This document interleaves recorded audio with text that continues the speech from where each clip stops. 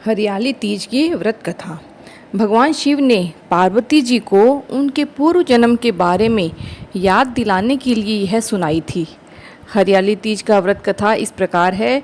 शिव जी कहते हैं, हे पार्वती, बहुत समय पहले तुमने हिमालय पर मुझे वर के रूप में पाने के लिए घोर तप किया था। इस दौरान तुमने अन्न जल त्याग कर सूखे पत्ते चबाकर दिन व्यतीत किए थे। किसी भी मौसम की परवाह किए बिना तुमने निरंतर तप किया। तुम्हारी इस स्थिति को देखकर तुम्हारे पिता बहुत दुखी थे। ऐसी स्थिति में नारद जी तुम्हारे घर पधारे।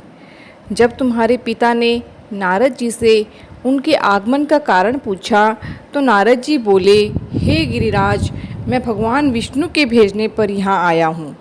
आपकी कन्या की घोर तपस्या से प्रसन्न होकर वह उनसे विवाह करना चाहते हैं। इस बारे में मैं आपकी राय जानना चाहता हूँ। नारद जी की बात सुनकर पर्वतराज अति प्रसन्नता के साथ बोले, हे नारद जी, यदि स्वयं भगवान विष्णु मेरी कन्या से विवाह करना चाहते हैं तो इससे बड़ी क्या बात हो सकती है। मैं इस विवाह के लिए तैयार हूँ।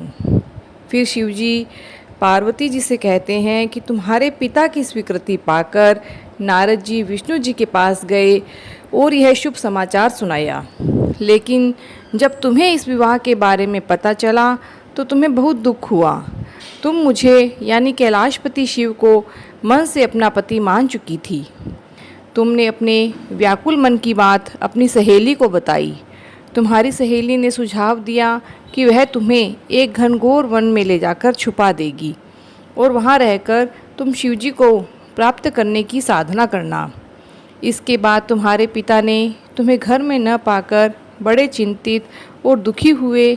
वह सोचने लगे कि यदि विष्णु जी बारात लेकर आ गए और तुम घर पर ना मिली तो क्या होगा।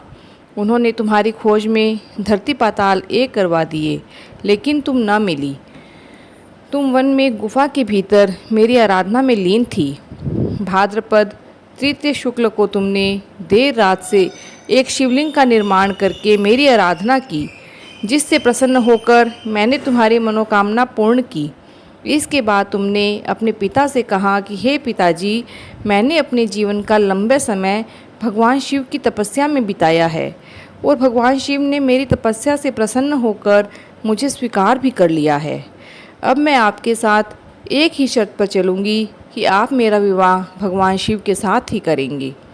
पर्वतराज ने तुम्हारी इच्छा स्वीकार कर ली और तुम्हें घर वापस ले गए।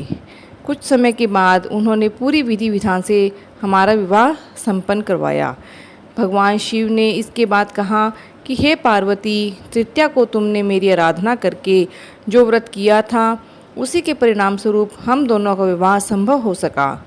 इस व्रत का महत्व यह है कि मैं इस व्रत को पूर्ण निष्ठा से करने वाली प्रत्येक स्त्री को मनवांछित फल देता हूँ।